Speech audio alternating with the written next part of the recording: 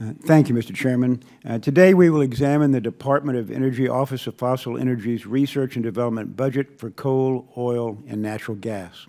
The Fossil Energy Research and Development Program should advance technologies for the, quote, reliable, efficient, affordable, and environmentally sound use of fossil fuels that are important to our nation's security and economic prosperity, end quote, as is their stated mission. Like many of my colleagues, I share this commitment to the long-term use of our nation's most abundant and affordable fuel source. Unfortunately, the administration's proposed budget for fossil energy research and development appears to be at odds with America's energy resources and needs. As in past budget requests, the Obama administration proposes to cut fossil energy R&D, this time by $32 million. DOE apparently counts on Congress to increase funding for fossil energy every year, and I'm glad to see that the House Appropriations Committee has proposed to restore funding for fossil energy R&D again this year.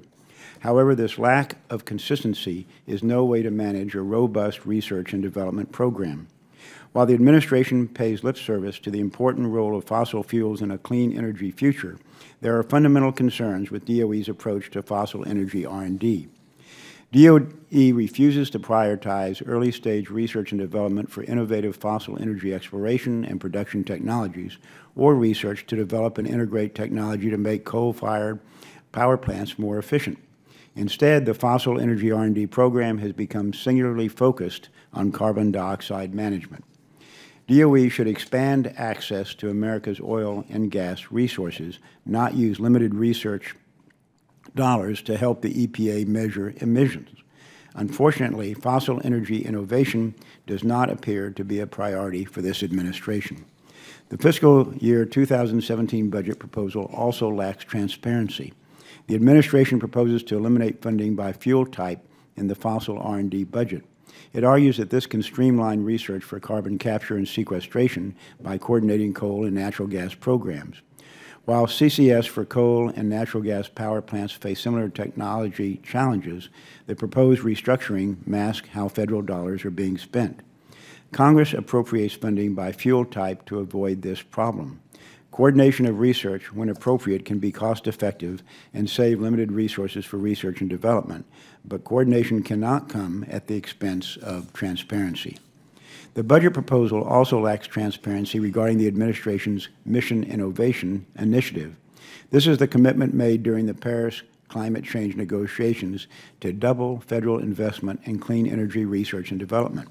According to the budget request, $564 million of the $600 million request for fossil energy R&D is for programs that support mission innovation. However, nowhere in the budget does DOE explain the purpose of mission innovation or the goals for fossil energy research and development conducted in support of the initiative.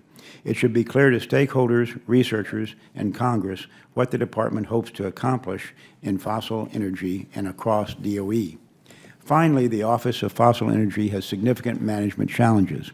Large demonstration projects have been poorly managed by the Department, with little transparency on project decisions until a public announcement of pulled funds. The Office of Fossil Energy should fairly enforce deadlines and work with companies to ensure projects can be successful. Instead, it appears the Office systematically ignores time and cost limits. This type of sloppy management doesn't help companies that work with DOE to develop groundbreaking technology, and it certainly doesn't benefit the taxpayer. Mr. Chairman, I want to thank our witness, Assistant Secretary Smith, for testifying today, and I look forward to a discussion about the direction and purpose of the fossil energy research programs at DOE.